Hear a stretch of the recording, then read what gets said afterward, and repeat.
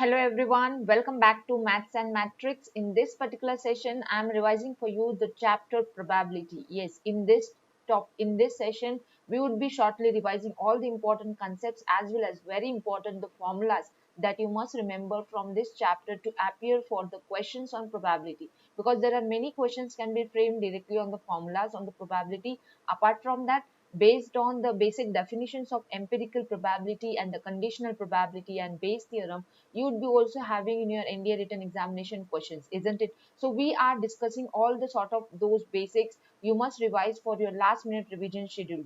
Okay, so let us have look into, let's first of all recall what is a sample space. What is a sample space? Basically, it is a set consisting of all the possible outcomes of an experiment. Now, what are the experiment? Experiment you must be knowing.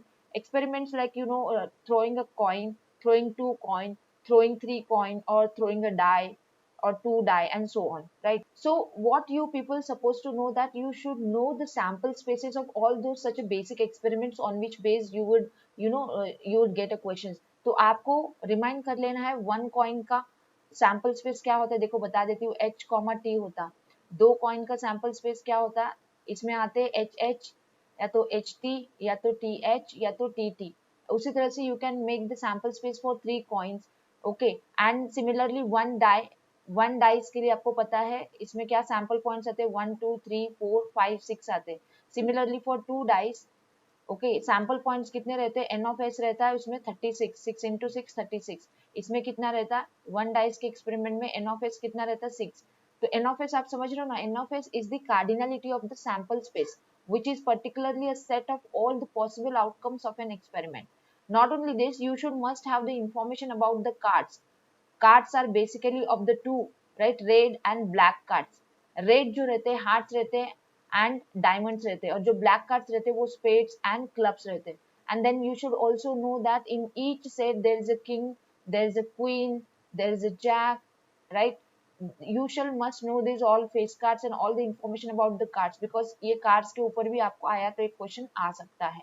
So sample space तो आपको पता है ना. Sample space में आप basically क्या करोगे, you would write the collection of all the possible outcomes for an experiment mentioned in the problem. अगर कोई प्रॉब्लम वन कॉइन के ऊपर बनाया गया है, तो वन कॉइन थ्रो करने का जो एक्सपेरिमेंट होता है उसके सैंपल पॉइंट्स क्या है वो आपको पता होने चाहिए. इस तरह से कोई भी जेनरिक क्वेश्चन का आ जाएगा आपको, तो सैंपल स्पेस आपको ढूंढने आना चाहिए. वो उसमें क्या रहता है, all the possible outcomes. You won't be thinking towards one particular, but you are thinking all you are thinking for the all possible things, you are thinking for the all possibilities, and those all possibilities you will collect together and put it in a set that would call as a sample space, and you denote it by the set name as S.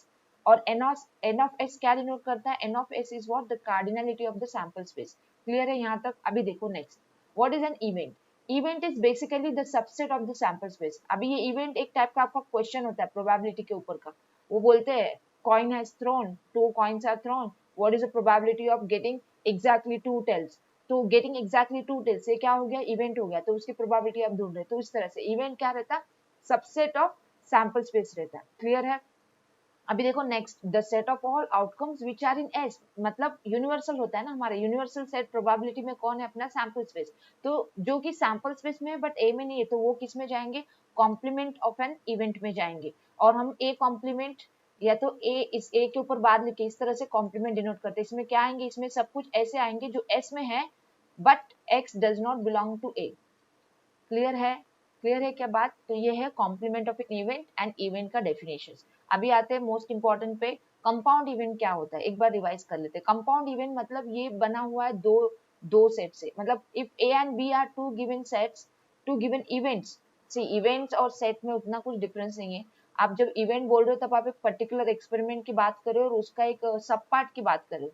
But एक type का subset ही है ना, क्योंकि हमारा universal set कौन हो गया, sample space हो गया हमारी प्रोबेबिलिटी में, और सबसेट कौन हो गया, इवेंट हो गया. तो कभी कभी मैं इवेंट बोल रही हूँ, कभी सबसेट बोल रही हूँ, don't get confuse. Event and subset are same. Okay, तो A and B are two given events, then A intersection B जो रहेगा इसको हम बोलेंगे a type of compound event, and it is denoted by A intersection B, और you can write A B, और you can write A and B. ये तो different way है, आप डिफरेंट बुक्स में डिफरेंट नोटेशन पाओगे कंपाउंड इवेंट के. दो इवेंट का ये कॉम्बिनेशन है, सिंपल भाषा में अगर याद रखो जो याद रखने जाओ तो, है ना, ए इंटरसेक्शन बी या तो आप लिखोगे ए बी या तो आप लिखोगे A and B. So this is an example of compound event. ठीक है. नेक्स्ट देखते हैं म्यूचुअली एक्सक्लूसिव इवेंट्स. बहुत ही इंपॉर्टेंट है exam point of view. Mutually exclusive events क्या होते हैं? जब आपके पास टू इवेंट्स होते हैं, they are said to be mutually exclusive events, और इसके अलग नाम है डिसजॉइंट इवेंट और इनकम्पैटिबल. ये दोनों किसके नाम है? म्यूचुअली एक्सक्लूसिव इवेंट्स के. कब बोलेंगे? जब probability of A intersection B क्या रहेगा? जीरो रहेगा. मतलब कंपाउंड प्रोबेबिलिटी उनकी जीरो रहेगी. समझ में आ रही बात? If the occurrence of one precludes rules out the simultaneous occurrence of the other. That is, if A and B are two mutually exclusive events, then P of A and B, मतलब ही क्या हो गया यहाँ पे? मैंने complicated भाषा में लिखा क्या? सिंपल भाषा देखो ये है. सिंपल भाषा क्या है म्यूचुअली एक्सक्लूसिव इवेंट्स की? कि probability of A intersection B क्या रहना? जीरो रहना. तो ए एंड बी को हम क्या बोलते? Mutually exclusive. अभी इसका कनेक्शन लगाओ. आपको पता है बेसिक आइडेंटिटी, ये मैं रिकॉल कर देती हूँ फिर से एक बार. P of A plus P of B minus P of A intersection B. तो जब दो इवेंट्स हमारे म्यूचुअली एक्सक्लूसिव इवेंट्स होते हैं तो ये तो बन गया जीरो. तो हमारा P of A union B क्या बोलता? ये बोलता this is equal to P of A plus P of B. तो आप इस तरह से भी याद रख सकते हो कि जब यूनियन की प्रोबेबिलिटी हो जाती है P of A plus P of B for given two events, then you would say that the events are mutually exclusive. या तो सिंपल उसका याद रखो कि P of A intersection B zero है, मतलब क्या हो गया? A and B are the events which are said to be mutually exclusive events. ठीक है. अभी देखते हैं नेक्स्ट डेफिनेशन जो कि है इक्वली लाइकली इवेंट्स की. इक्वली लाइकली का मतलब क्या होता है? ये दो ऐसे इवेंट्स है जिनका ऑकरेंस ना is as likely as other है. मतलब कैसे? एक का प्रोबेबिलिटी और दूसरे के प्रोबेबिलिटी के चांसेस होने के सेम है. जैसे events are said to be equally likely when each event is as likely to occur as any other event. अभी इसका मैं एक एग्जांपल दे देती हूँ ना. समझो आप ले लेते हो सिंगल कॉइन का एक्सपेरिमेंट. उसका सैंपल स्पेस तो पता है आपको, हेड आएगा या तो टेल आएगा. अभी मैं इसका इवेंट बनाऊं गेटिंग एन हेड, तो उसका भी 1/2 है, और टेल का भी मैं अगर इवेंट बनाऊं गेटिंग अ टेल, तो उसका भी 1/2 है. तो ये दोनों इवेंट्स गेटिंग एन हेड और गेटिंग अ टेल, ये दोनों इवेंट्स क्या है? इक्वली लाइकली इवेंट्स है, क्योंकि chances of occurring head is as likely as chances of occurring the other event that is tail. समझ में आ गई? सिंपल सिंपल भाषा में इसका मीनिंग समझ में आ गया रहेगा with the help of an example. ठीक है. अभी देखते हैं नेक्स्ट वाला एग्जॉस्टिव इवेंट्स क्या होता है. एग्जॉस्टिव इवेंट्स आर दोज, अगर उसका सबका आप एक यूनियन का बनाओगे तो उसका यूनियन क्या देगा? पूरा सैंपल स्पेस का ही दे देगा. मतलब क्या होता पता है? यूनियन जो है ना सैंपल स्पेस को मैप करता. जब आपके पास इवेंट्स रहते हैं, समझो A B C D so on करके एल तक कुछ इवेंट्स है एक एक्सपेरिमेंट के, अगर ये सभी इवेंट्स को अगर हम यूनियन ले लेंगे तो आपको सैंपल स्पेस ही मिलेगा. तो ये सभी इवेंट्स को मैं क्या बोलूंगी? एग्जॉस्टिव. देखो वर्ड एग्जॉस्ट, एग्जॉस्ट करना मतलब खत्म हो जाना. मतलब कुछ भी इवेंट अभी नया नहीं बना सकते, यही इवेंट्स है जो बना सकते हैं. जैसे कि मैं फिर से एक एग्जांपल लेना चाहूंगी. यहाँ पे समझो आपका सेम एक्सपेरिमेंट में बोलती हूँ हेड एंड टेल. ठीक है. तो मैंने अभी यहाँ पे एक इवेंट ए बनाया गेटिंग हेड, इवेंट बी बनाया गेटिंग टेल, इवेंट सी बनाया गेटिंग गेटिंग से टू हेड्स, जो कि जिसकी तो जीरो होगी. अभी इसके अलावा कुछ भी मैं इवेंट्स बनाने जाऊँ getting one head getting one tail, ठीक है, तो कुछ भी अगर मैं इसमें बनाने जाऊँ तो ये सबके प्रोबेबिलिटी क्या होगी? जीरो. मतलब ये दो इवेंट्स क्या है? म्यूचुअल एग्जॉस्टिव इवेंट्स भी है, ये इक्वली लाइकली इवेंट्स भी है, और ये एग्जॉस्टिव इवेंट्स भी है एक्सपेरिमेंट के लिए, सिंगल कॉइन एक्सपेरिमेंट के लिए. आप चाहो तो कुछ और एग्जाम्पल ले सकते हो, कुछ और एग्जाम्पल आप ले लो. समझो मैं डाइस का एग्जाम्पल लेती हूँ. तो डाइस में क्या होता है? अगर आप सिंगल डाइस थ्रो करते हो, सिंगल डाइस को आप थ्रो करते हो तो सैंपल स्पेस क्या आता है? 1 2 3 4 5 6 करके पॉइंट्स आते हैं इसमें. अभी मैं इवेंट ए बना रही हूँ to get the event number on the dice face, okay, and B event बना रही हूँ to get the odd number. तो इवेंट में क्या आएंगे पॉइंट्स? 2 4 6 आएंगे, और ऑड में क्या आएंगे? 1 3 5 आएंगे. अभी मैं ए यूनियन बी बनाऊँ तो मुझे तो पूरा सेट मिल गया ना. तो ये ए एंड बी को मैं एक तरह से क्या बोलती हूँ? ये ऐसे इवेंट्स है कि इनका अगर यूनियन बनाओ तो ये यूनियन क्या देगा? पूरा सैंपल स्पेस देगा. तो आपको अभी समझ में आई भाषा? एग्जॉस्टिव इवेंट्स मतलब all those events which are the subsets of the sample space, the combination of all the subsets, the union of all the subsets going to give you your sample space only. So that is called exhaustive events. Those are called exhaustive events. Okay. तो यहाँ पे देख लो, फिर अगर दो events है आपके case में, A and B are two exhaustive event, then आप क्या बोलोगी, A union B is equals to sample space. तो सैंपल स्पेस की प्रोबेबिलिटी तो 1 होती है, क्योंकि इसमें सबके सब आउटकम्स आते हैं, है ना, सबके सब आउटकम्स आते हैं, तो इसकी प्रोबेबिलिटी 1 रहती है। तो यूनियन की प्रोबेबिलिटी क्या हो जाएगी, ए यूनियन बी की हो जाएगी 1 when A and B are exhaustive events. तो ये चीज आपको याद रखना है, यहाँ पे जब भी आपके पास एग्जॉस्टिव इवेंट्स होते हैं तो उनका यूनियन का प्रोबेबिलिटी कितना रहता, 1 रहता है। ये चीज यहाँ पे समझना है, आपको दिमाग में रखना है आपके एग्जाम के लिए, ठीक है। अभी आते हैं हम बेसिक बहुत ही इंपॉर्टेंट चीज पे, जिसको हमें डिस्कस करना है in the form of numerical value of probability. अभी प्रोबेबिलिटी अब तक हम बोल रहे थे chances of occurring events, experiments, so on so on, but ये प्रोबेबिलिटी को हम लोग न्यूमेरिकली एक्सप्रेस कर सकते हैं with an value, okay. And I would also tell you कि value of the probability lies in certain between the fix range, okay. तो हम सब बात करेंगे, पहले देख लेते हैं what is a classical definition of the probability. Classical definition क्या बोलता है, समझो, if n represents the total number of equally likely, mutually exclusive, exhaustive outcomes of an experiment, and m of them are favorable to the happening of the event A, then the probability of happening of the event A is given by p of A is equals to m by n। थोड़ा difficult हो गया क्या definition, कुछ नहीं, आसान है। यहाँ पे ये n क्या है, ये समझो n है आपका पूरा सैंपल स्पेस, कुछ एक्सपेरिमेंट हुआ, अभी वो एक्सपेरिमेंट्स के बहुत सारे सबसेट्स हो सकते हैं ना, जैसे कि अभी आप डाइस थ्रो करो, आप प्राइम नंबर का इवेंट बना सकते हो, इवन नंबर का इवेंट बना सकते हो, मल्टीपल ऑफ 3 का बना सकते हो, मल्टीपल ऑफ 2 का बना सकते हो, मल्टीपल ऑफ 4, ऐसे बहुत सारे आप equally likely, mutually exclusive, exhaustive outcome, ऐसा इवेंट्स बना सकते हो कि नहीं, ये n के ऊपर, that is the sample space के ऊपर। तो अभी उसमें से अभी जो एक इवेंट की आप बात करो, अभी एक इवेंट की, तो इसके जो फेवरेबल रहेंगे, समझो m है, समझो मैं कोई एक इवेंट बोल देती हूँ, मुझे ऑड नंबर चाहिए, तो उसका m कितना रहेगा, 3 पॉइंट्स रहेगा, when you throw a dice, when you throw a dice, right. तो m of them are favourable to the happening of particular event a, then particular event a, then the probability of happening of the event a क्या हो जाता, it's the ratio of m favourable outcomes upon n। तो अगर मैं इसको proper भाषा में लिखना चाहूँ, probability of an event A is equals to favourable outcomes in A, okay, favourable outcomes in A upon total outcomes. Simple भाषा है, टोटल आउटकम मतलब हो गया cardinality of sample space, favourable outcomes in A हो गया cardinality of the set A, okay, cardinality of the set A. अगर A आपका event है तो, अगर ए आपका इवेंट है तो एन ऑफ ए क्या हो गया, उसकी कार्डिनलिटी, इवेंट के आप कलेक्शन, इवेंट के पॉइंट्स निकालोगे ना, इसका एन ऑफ ए लिखोगे इवेंट के पॉइंट्स, और n of A divide by n of S लोगे तो आपको क्या मिलेंगे, चांसेस ऑफ ऑकरिंग। यहाँ पे एक एग्जांपल ले लेते हैं ना, समझो हमारे पास है sample space with the elements 1 2 3 4 5 6, तो मैंने बोल दिया कि आई थ्रोन अ डाइस, ठीक है, और मुझे एक इवेंट ई बनाया मैंने to get the even number, so 2 4 6।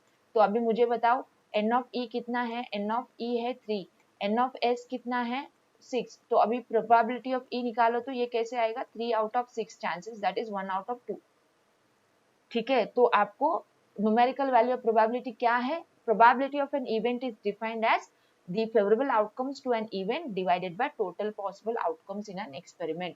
और अभी एक बात यहाँ पे हमें ये समझ के लेनी और दिमाग में रखनी है कि अगर हमें पता चला कि ये प्रोबेबिलिटी क्या है, रेशियो है, प्रोबेबिलिटी क्या है, रेशियो है, जो कि इवेंट के आउटकम्स अपॉन टोटल आउटकम्स। जब ये टोटल आउटकम्स और इवेंट के आउटकम्स सेम हो जाएंगे तब इसकी मैक्सिमम वैल्यू क्या हो जाएगी, कैंसिल होकर 1 हो जाएगी, और इसके वैल्यू क्या रहेगी, लेस देन 1 ही रहेगी, क्योंकि न्यूमेरेटर जो रहेगा ना हमेशा ये छोटा रहता ना, ये तो सबसेट ही एस का है ना, तो सबसेट ही एस का है, तो इसके ए के जो एलिमेंट्स रहेंगे कम रहेंगे कंपेयर टू एस, तो इसीलिए एन ऑफ ए हमेशा छोटा रहेगा एन ऑफ एस से, बट जब एन ऑफ एस सेम हो जाते तब उसकी वैल्यू हो जाती है 1 प्रोबेबिलिटी की। इसीलिए मिनिमम वैल्यू 0 कब रहेगी, जब एन ऑफ ए में वैल्यू 0 रहेंगे, कुछ भी पॉइंट्स नहीं आएंगे सबसेट में, जैसे कि empty set is an subset of every set, है ना, तो एम्प्टी इवेंट की जो प्रोबेबिलिटी 0, तो इसीलिए प्रोबेबिलिटी की value is greater than equals to 0 but less than equals to 1 always.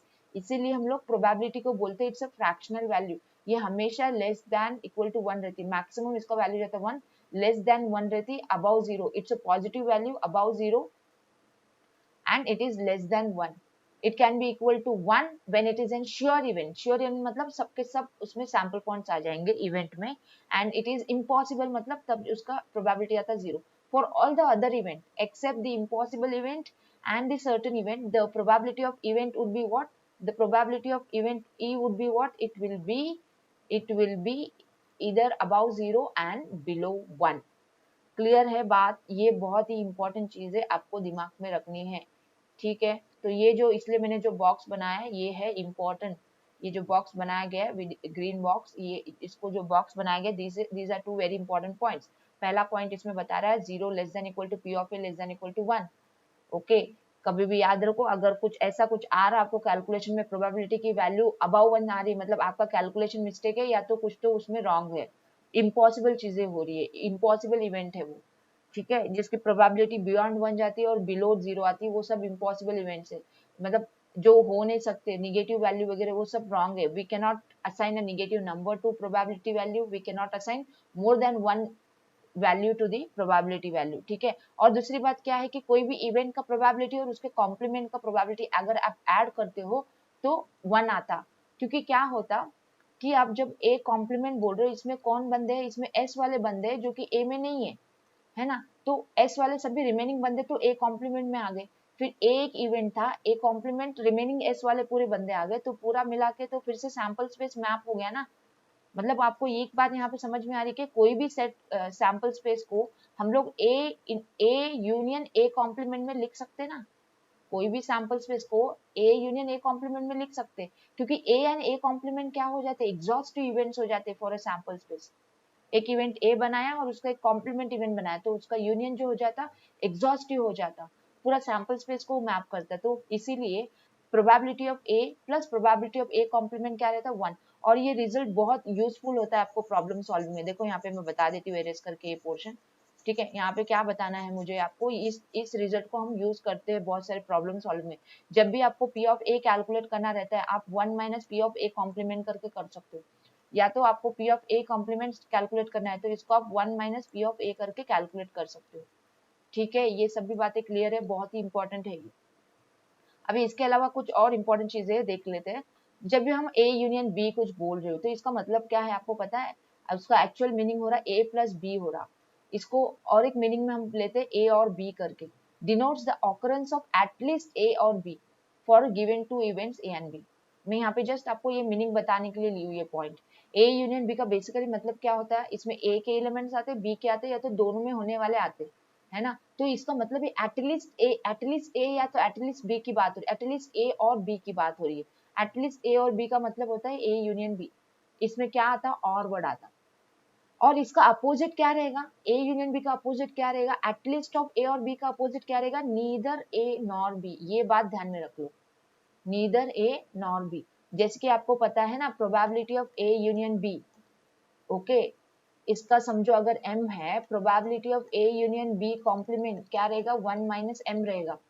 और ये क्या है अपोजिट, ये वैल्यू क्या है, नीदर ए नॉर बी की वैल्यू है वो। Probability of A union B whole complement क्या है, नीदर ए नॉर बी है, which is the opposite of at least A और बी, ठीक है। और दूसरी बात देख लो यहाँ पे, और एक पॉइंट मैंने यहाँ पे लिखा है, if A and B are mutually exclusive, mutually exclusive का मतलब क्या, probability of A intersection B 0। तो यहाँ पे मैंने फिर से दे दिया आपको फॉर्मूला, क्योंकि वहां पे मैं जस्ट आपको क्या पढ़ा रही थी, डेफिनेशन पढ़ा रही थी, तो यहाँ पे मैंने फिर से ये एक्सप्लिसिटली आपके लिए लिखा है कि म्यूचुअली एक्सक्लूसिव का मीनिंग क्या होता है, probability of A union B equal to P of A plus P of B, because यहाँ पे क्या है, ए इंटरसेक्शन बी की वैल्यू क्या है, 0 है। तो अभी हम फटक से रिवाइज कर लेते हैं रिजल्ट्स को, ये बहुत ही इंपॉर्टेंट रिजल्ट्स है हमारे, ठीक है, जिनको आपको ध्यान में रखना है। मैंने 2 इवेंट्स के लिए लिखा है, आप इसी को 3 इवेंट्स में भी लिख सकते हो। Probability of A union B union C को कैसे लिखते हैं हम, probability of A plus probability of B plus probability of C minus probability of A intersection B minus probability of B intersection C minus probability of A intersection C plus होगा probability of A intersection B intersection C, ठीक है। उसके अलावा ये आपको ध्यान में रखना है जो मैंने सेकंड पॉइंट बनाया, अगर आपको क्या चाहिए, exactly one of A B occurs का चाहिए, exactly one of A B occurs, exactly one. तो एग्जैक्टली वन का मतलब क्या चाहिए, ए चाहिए बी नहीं चाहिए, या तो बी चाहिए ए नहीं चाहिए, इसका मतलब हो गया exactly one. That is the probability of A intersection B complement plus probability of B intersection A complement. ये निकाला कैसे जाएगा, इस फॉर्मूले से निकाला जाएगा। तो ये जो फॉर्मूला है, ये फॉर्मूला किसका है, exactly one of A comma B occurs का है। ये P of A plus P of B minus 2 times P of A intersection B. This is the formula for what exactly occurs. Actually ये इसका मतलब आपको पता है ना, P of A intersection B complement का मतलब क्या है, P of A minus P of A intersection B है। तो उसी तरह से P of A complement intersection B क्या होगा बताओ तो, P of B minus P of A intersection B है। अभी इसको और इसको ऐड करो, P of A plus P of B, ये 2 बार होगा ना, देखो इसीलिए ये फॉर्मूला। समझ में आया क्या? इसी को हम इस तरह से भी लिख सकते हैं, P of A union B में से minus P of A intersection B करो, क्योंकि यहाँ पे ये 2 बार है ना, तो एक माइनस होगा ना, ये इधर और एक वैल्यू इसमें से उठा लो, ये P of A union B होगा, तो बचा एक माइनस में P of A intersection B, तो ये भी फॉर्मूला हो जाता किसका, exactly one of A and B occurs का। या तो इस तरह से भी आप लिख सकते हो उसको, probability of A complement union B complement minus probability of A complement intersection B complement. तो ये सभी फॉर्मूले किसके, exactly one of A B occurs के हैं। तो यहाँ पे हमारा खत्म होता है basic things about the probability, probability का डेफिनेशन, न्यूमेरिकल वैल्यू, उसके 2 बेसिक रिजल्ट्स जो मैंने अभी आपको यहाँ पे रिमाइंड किए, एंड टाइप्स ऑफ इवेंट्स हमने अब तक खत्म किए। अभी आते हैं बहुत ही important exam point of view, very important conditional probability के ऊपर। तो एक तो 2 क्वेश्चन तो रहते ही है, एक तो फॉर्मूला पे आता है, एक तो कोई ऐसे कैलकुलेशन टाइप में वर्ड प्रॉब्लम आ जाता है, ठीक है। तो अभी हम जानते हैं कंडीशन प्रोबेबिलिटी क्या है, आप लोगों को पता ही होगा, मैं यहाँ पे शॉर्ट में आपको रिवाइज कर रही हूँ ताकि आपका नॉलेज रिफ्रेश हो जाए and you would be confident in solving the questions, isn't it. Conditional probability क्या होता है, if A and B be two events, ठीक है, which are associated with a random experiment, then the probability of occurrence of an event A under the condition that B has already occurred, मतलब 2 events ऐसे हैं कि एक उसमें already हो चुका है, अभी दूसरे होने जा रहा है, ये दूसरा होना जो है ये अंडर द कंडीशन ऑफ जो हो चुका है उसके बलबूते हो रहा, तो उसको हम क्या बोलते हैं, कंडीशनल प्रोबेबिलिटी। उसको लिखेंगे कैसे, probability of A given B, इसको कैसे पढ़ते हैं, probability of A given B, मतलब यहाँ पे ऑकर्ड इवेंट कौन है, बी है, बी ऑलरेडी हो चुका, अभी किसकी प्रोबेबिलिटी निकालनी है हमें, पी ऑफ ए की निकालनी है, बी ऑलरेडी हो चुका, पी ऑफ ए की निकालनी। इसका फॉर्मूला मैं बता देती हूँ, इसका फॉर्मूला होता है P of A intersection B upon P of B, ठीक है। जब हम कंडीशनल प्रोबेबिलिटी निकालते हैं एक इवेंट का, तो उसको हम लोग with respect to other event निकालते हैं। इसको हम लोग कैसे पढ़ते हैं, इसको हम लोग एक अलग तरीके से भी पढ़ते हैं, इसको हम पढ़ते हैं P of A with respect to P of B, P of A with respect to P of B, या तो बोलेंगे probability of the event A with respect to B, ठीक है। और इसका ये है formula, P of A intersection B upon P of B। अगर मैं इस तरह से लिखूं तो बताओ कैसे रहेगा formula, P of B by A, इसको B बाय A भी पढ़ सकते हो, या तो B गिवन A भी पढ़ सकते हो, B प्रोवाइडेड A ऑकर्ड ऐसे भी पढ़ सकते हो। तो इसका फॉर्मूला क्या होगा, probability of A intersection B upon probability of A। तो कैसे याद रखने का आपको समझ में आया क्या, जो बाय है ना, बाय वो डिनोमिनेटर में आने वाला है, बाय के बाद वाला जो है ना, अभी इधर बाय A था तो डिनोमिनेटर में P ऑफ A आ रहा, न्यूमरेटर दोनों फॉर्मूला का सेम। तो इसको हम लोग इंटरचेंज करके भी लिख सकते हैं, कैसे लिख सकते हैं फॉर्मूला एक बार बताओ तो, P of A by B को, इसको मैं देखो ये जो A इंटरसेक्शन B का प्रोबेबिलिटी ना, इसको इसकी जगह पे मैं क्या लिख सकती हूँ, इनका प्रोडक्ट लिख सकती हूँ, P of A into P of B by A लिख के अपॉन में क्या लिख सकती हूँ मैं, यहाँ पे इसका क्या था, P ऑफ B। तो मैंने सिर्फ किसको चेंज किया, P of A intersection B को चेंज किया और ये इंटू ये करके इसकी वैल्यू लिखी। समझ में आया क्या? तो देखो ये भी फॉर्मूला कभी कभी यूज हो जाता है आपके प्रॉब्लम सॉल्विंग में, ए बाई बी दिया है, बी बाई ए निकालने के लिए बोला तो निकाल सकते हो इस फॉर्मूले से डायरेक्टली, या तो आप एक वे में भी इसको प्रोसेस कर सकते हो, आपको आंसर तो आने वाला है सेम, ठीक है। तो ये हो गए, this is about the conditional probability. अभी कंडीशनल प्रोबेबिलिटी ये भी प्रोबेबिलिटी ऑफ इवेंट ही है ना, तो इसको भी तो वो सब कुछ प्रॉपर्टी को सेटिस्फाई करना है जो हमारा probability of any general event satisfy करता। मतलब क्या मैं बता रही हूँ, देखो पहला तो ये मतलब कि ये भी एक इवेंट है, इसका भी मैक्सिमम प्रोबेबिलिटी 1 जाएगा, मिनिमम 0 जाएगा। तो probability of A by B also lies from 0 till the 1, okay, it will be always a fractional value when it is not sure and not impossible event, okay, when it is impossible its value is 0, when it is sure event its value is 1, ठीक है। और दूसरी बात, probability of S by A, S क्या है यहाँ पे, sample space है, probability of S by A is equal to probability of A by A लिखेंगे विच इज इक्वल टू 1, है ना। Probability of S by A क्या रहता है, देखो यहाँ पे बता देते, probability of S by A का फॉर्मूला लगाओ तो probability of A intersection S upon probability of A। अभी A इंटरसेक्शन S का तो प्रोबेबिलिटी ऑफ A ही आएगा ना, A इंटरसेक्शन S मतलब क्या, ए का इंटरसेक्शन विथ सैंपल स्पेस जो कि यूनिवर्सल सेट है, किसी सेट का यूनिवर्सल सेट के साथ इंटरसेक्शन तो वो सेट ही आता ना, तो वो प्रोबेबिलिटी ऑफ ए बन रहा अपॉन प्रोबेबिलिटी ऑफ ए, तो ये कट के 1 आ रहा कि नहीं, तो इसीलिए 1 है ना। तो मैं यहाँ पे आपको ये बता रही हूँ कि probability of S by A is same as probability of A by A which is same as 1। और दूसरा फॉर्मूला देख लो यहाँ पे, probability of A union B given C को हम लोग हमारा जो यूनियन का फॉर्मूला ना उससे ही करेंगे, बट सबको क्या देंगे, by C by C by C सबको देंगे, P of A by C plus P of B by C minus P of A intersection B by C. ये हमारा जो यूनियन का फॉर्मूला था ना, यूनियन का फॉर्मूला ये, बट सबको क्या लगाना है, by C by C by C लगाना है। सिमिलरली ये कॉम्प्लीमेंट वाला, probability of A complement given B को क्या लिखेंगे, 1 minus probability of A given B. समझ में आई क्या बात। तो मैं इसीलिए बोल रही थी ये कंडीशनल प्रोबेबिलिटी भी एक प्रोबेबिलिटी ऑफ इवेंट ही है, तो ये सभी कुछ ऐसे फॉर्मूले फॉलो करेंगे जो फॉर्मूले हम अब तक लिख के आए थे फॉर एन इवेंट, ठीक है। अभी देखो दूसरा और एक यहाँ पे नोट बना के दे रही हूँ मैं आपको कि जब भी आपके पास A and B independent events है, इंडिपेंडेंट इवेंट्स है, तो P of B by A क्या हो जाएगा, B, and P of A by B हो जाएगा पी ऑफ ए। अभी क्यों मुझे बताओ एक बार, क्यों ऐसे पॉसिबल है, क्योंकि देखो P of B by A का फॉर्मूला आपको पता है क्या है, P of A intersection B upon P of ए।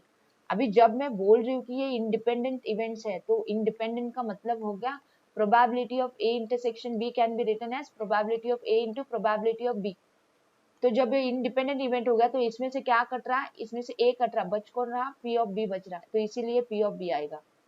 और दूसरा बनाओ तो अभी formula P of A by B का फॉर्मूला बना लो खुद से, ये क्या होगा, इसमें P of A intersection B upon P of B होता ना, तो इसमें से क्या कटेगा, इसमें से पी ऑफ बी कटेगा, बचेगा क्या, पी ऑफ ए बचेगा, तो इसीलिए ये है पी ऑफ ए। तो सिंपल सी चीजें ये, भले ये फॉर्मूलाज है बट ये सब ये समझ के दिमाग में रखने वाली चीजें है ना, इसको आप भूल नहीं सकते जब आप उसको समझते हो, तो मैं आपको इसलिए समझा भी रही हूँ। apart the formulas which I am giving, I am making you understand also। अगर आपको ये चीजें समझ में आ रही है तो आपको ऐसे ही चुटकियों में फॉर्मूला डिराइव भी कर सकते हो on the spot in the examination, है कि नहीं। देखो अभी आते हैं नेक्स्ट टॉपिक पे जो कि हमारा बेस थ्योरम। बेस थ्योरम का आपको डेफिनेशन पता होना चाहिए, ये इसका स्टेटमेंट पता होना जरूरी नहीं, एक इसका लॉजिक पता होना चाहिए आपको कि एक्चुअली कैसे अप्लाई होता प्रॉब्लम को, ठीक है। तो हम समझते हैं इसको, let S be a sample space, ठीक है, एस सैंपल स्पेस है एक एक्सपेरिमेंट का, रैंडम एक्सपेरिमेंट का, and E1 E2 so on करके ऐसे En करके पार्टीशन, पार्टीशन मतलब ये सबसेट में डिवीजन हो रहा है, इसका पार्टीशन बोलते हैं हम, partition of the sample space S, ठीक है। मतलब ये E1 टू En क्या है, सबसेट्स ऑफ S सेट है। देन अभी एक इवेंट आप बना रहे हो जिसको ऑकर होना है with respect to E1 E2 so on till En, then the probability of occurrence of EI when A occurred is, then probability of occurrence of each occurrence of EI when A occurred is given by probability of EI by A is equals to probability of EI into probability of A by EI upon sigma of probability of EI into P of A by EI।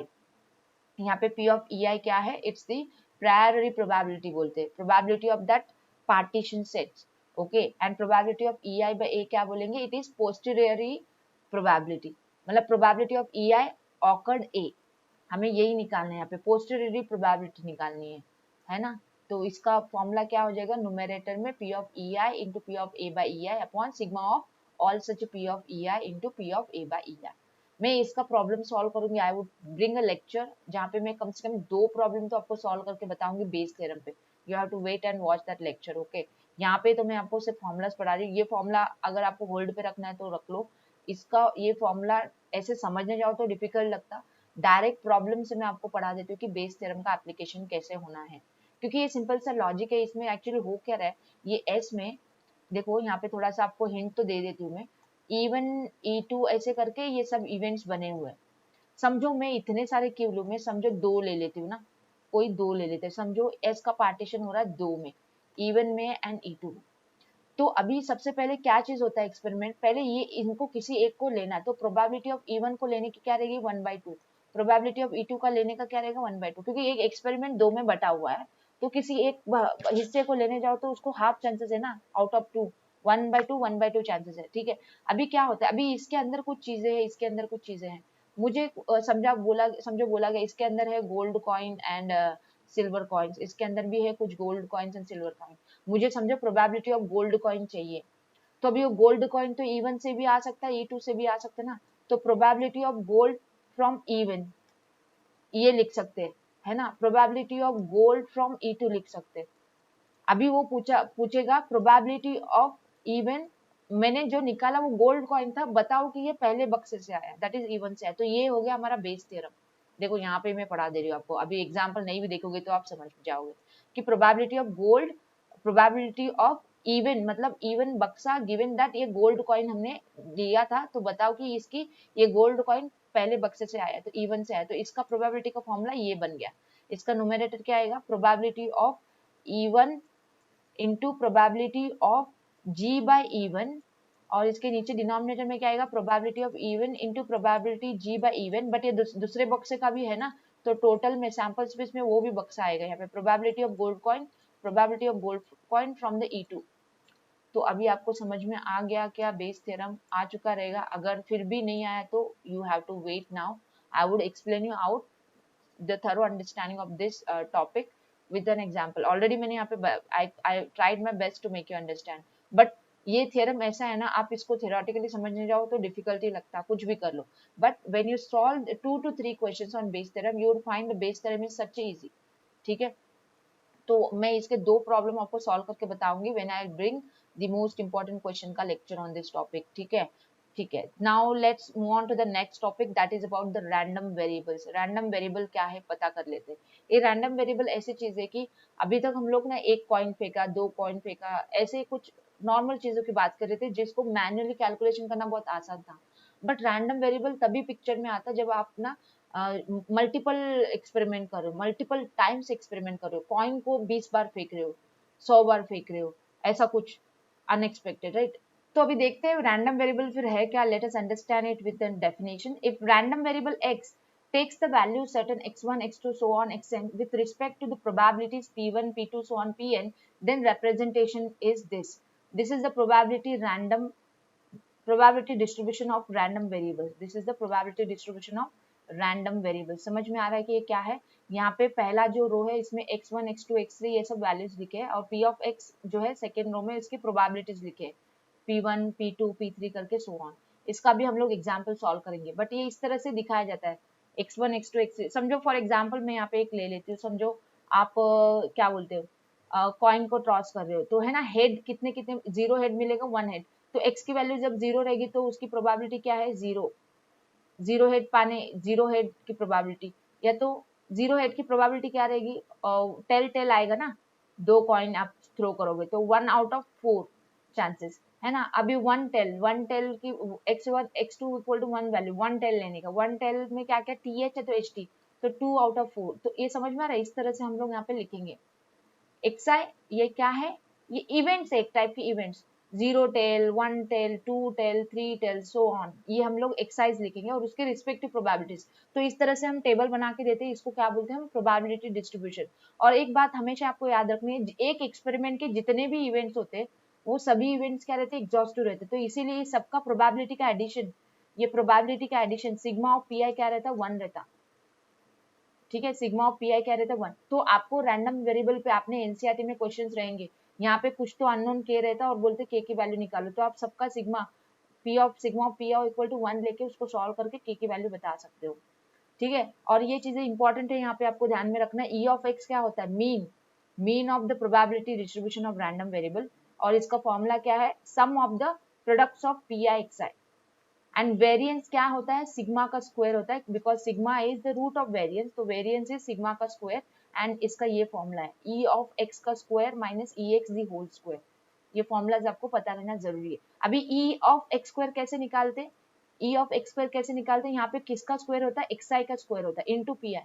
जैसे कि ये ई x क्या है, ई x क्या है, ये है, तो ई एक्स स्क्वायर क्या रहेगा, ये एक्स आई का स्क्वायर आएगा बस। ठीक है, ये और स्टैंडर्ड डेविएशन सिग्मा का फॉर्मूला होता है रूट ऑफ वेरिएंस, वेरिएंस को फॉर्मूला यहाँ पे लिखा है मैंने अंडर द रूट में E of X square minus E X the whole square. तो ये फॉर्मूले आपको क्या करने हैं, रिमेंबर करने हैं, इजी है फॉर्मूले, उतने कुछ हार्ड नहीं है। ठीक है, अभी इसके अलावा भी है कुछ प्रॉपर्टीज वाइज फॉर्मूले, ये याद रखो, डायरेक्ट प्रॉब्लम सॉल्विंग में आपको हेल्प होगी यहाँ पे, कि जब भी एक वेरिएबल y इक्वल टू आपका a x प्लस बी है, तो e ऑफ ये y कैसे मिलेगा, e of A X plus B करके, जिसपे ये ए टाइम्स ई एक्स हो जाएगा प्लस बी आएगा, ये प्रॉपर्टी है। सिग्मा ऑफ वाई, ये वाई का सिग्मा क्या रहेगा, standard deviation, it would be the variance of Y, because sigma का square equal to variance of Y, which can be written as a square into vx, a square into vx, ये property है। Sigma of y का square is equals to a square into vx, ये जो है ना, ये multiplier क्या होता, स्क्वायर होता, ठीक है, सिग्मा के अंदर, and it can be written as a square into sigma x का स्क्वायर, सिग्मा y का square equal to a square into sigma x का स्क्वायर। ये जो प्लस b है, इसका कुछ भी इफेक्ट नहीं होता सिग्मा के ऊपर, सिर्फ ये जो मल्टीप्लायर है ना, मल्टीप्लायर, इसका इफेक्ट होता है। अगर स्क्वायर करने जाओ, सिग्मा का स्क्वायर है तो स्क्वायर होता, वेरिएंस में पक्का वो स्क्वायर ही आता, वेरिएंस में क्या आता, पक्का वो स्क्वायर आता।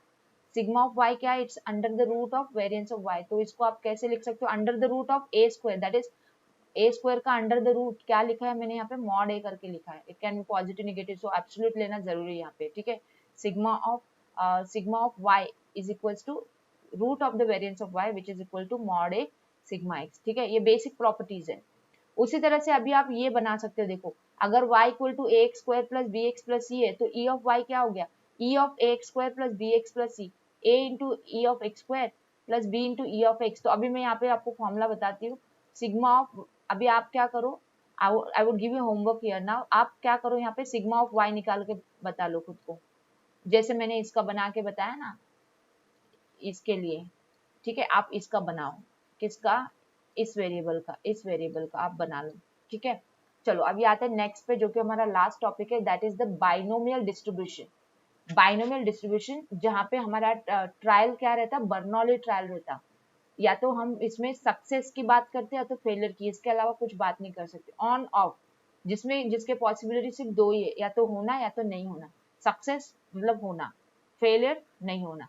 तो यहाँ पे बाइनोमियल डिस्ट्रीब्यूशन में हमारे बर्नौली ट्रायल्स होते हैं, जिसकी एक कैरेक्टरिस्टिक्स है कि या तो वो ट्रायल एस है या तो नो है, बाकी कुछ भी नहीं है।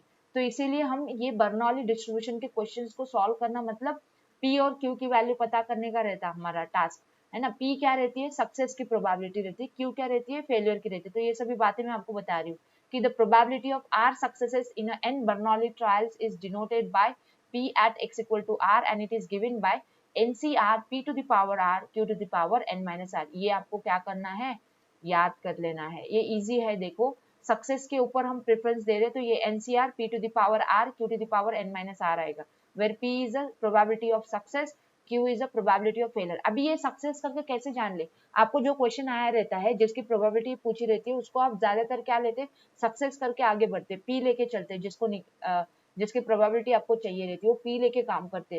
तो ये फॉर्मूले में आपको सब्स्टिट्यूट करना रहता है, ठीक है। और इसका डिस्ट्रीब्यूशन बताने जाए तो इस तरह से हम डिस्ट्रीब्यूशन बता सकते हैं, ये x का रो फिर से 0 1 2 एंड सो ऑन, बट इसका px का रो में क्या आएगा, nc0 p0 q to the power n for x equal to 0, x equal to 1 के लिए nc1 p to the power 1 q to the power n minus 1 so on. तो ये तो सिंपल क्या है, हमारा प्रोबेबिलिटी डिस्ट्रीब्यूशन है, जिसको हम क्या बोल रहे हैं, बाइनोमियल प्रोबेबिलिटी डिस्ट्रीब्यूशन है, जिसके जो इवेंट्स रहते हैं वो कौन रहते हैं, बर्नौली ट्रायल्स रहते हैं, बर्नौली ट्रायल्स, जिसको सिर्फ दो चांसेस रहते हैं, या तो होना नहीं होना, या तो दैट इज सक्सेस और फेलियर रहते हैं, ठीक है। अभी यही ये डिस्ट्रीब्यूशन के भी हमारे पास फॉर्मूले हैं, that is about the mean and variance, तो इसको भी आपको रिवाइज करके जाना है। If p is equals to q, मतलब failure is equals to success, then the probability of r successes in the n trials we can write simply this way, क्योंकि actually formula क्या था, nc x p to the power x q to the power n minus x था ना। अभी मैंने क्या बोला, p equal to q, तो p equal to q मतलब क्या हो गया, ये nc x p to the power x q to the power p, ये भी p आया ना, p to the power n minus x, तो ये p to the power n आएगा, देखो ये nc n आ जाएगा, फिर है ना, nc x p to the power n आ जाएगा, ये है ना। तो ये चीज है। और इसका मीन का फॉर्मूला आपको ध्यान में रखना है, मीन का फॉर्मूला ई ऑफ एक्स को मीन बोलते हैं, म्यू से भी डिनोट करते हैं, एनपी रहता है इसका मीन, और इसका वेरिएंस क्या रहता है, एनपी क्यू। वेरिएंस क्या होता है, सिग्मा का स्क्वायर होता है, variance is a sigma square, standard deviation can be written as square root of the variance, square root of the variance is the sigma. आप कोई तो एक तरीके से याद रखो, sigma equal to root variance बोलो, या तो variance is equal to sigma square बोलो, दोनों का मतलब वही है। और एक बात यहाँ पे ध्यान में रखने की, मीन जो रहता है ऑलवेज ग्रेटर देन वेरिएंस रहता है, कभी भी याद रखो, ठीक है। And if the total number of trials is n in any attempt and if there are n such attempts, देखो ट्रायल्स कितने हैं, स्मॉल एन है, और अटेम्प्ट्स कितने हैं, एन, कैपिटल एन है, then the total number of R successes का जो है ना ये हो जाएगा एन टाइम्स हो जाएगा, क्या हो जाएगा, N times N C R P to the power R Q to the power N minus R. तो यहाँ पे ऑलरेडी ट्रायल्स है N for N experiment, but there are कितने ऐसे सेम अटेम्प्ट्स है, N, capital N times same attempts है, तो इसका भी प्रोबेबिलिटी कैपिटल एन टाइम्स हो जाएगा, वो ट्रायल का प्रोबेबिलिटी कैपिटल एन टाइम्स हो जाएगा। समझ में आई बात? तो ये था हमारे पूरे चैप्टर का revision, that is the revision of the chapter probability I have done for you with all the important things in mind that you supposed to recall, revise before you attempt your examination, right? So thanks for watching this video, guys. I would meet you in the next session. I would come up with the most important questions on probability. There I would discuss problems on the generic probabilities, numerical value based probability, Bernoulli's binomial distribution, random variable theory, and Bayes theorem, and conditional probability. So I'll be discussing all sort of questions in the upcoming session. Stay tuned and do not forget to subscribe to my YouTube channel to get the updates regarding the uploads that I'm doing for your preparation towards NDA written examination.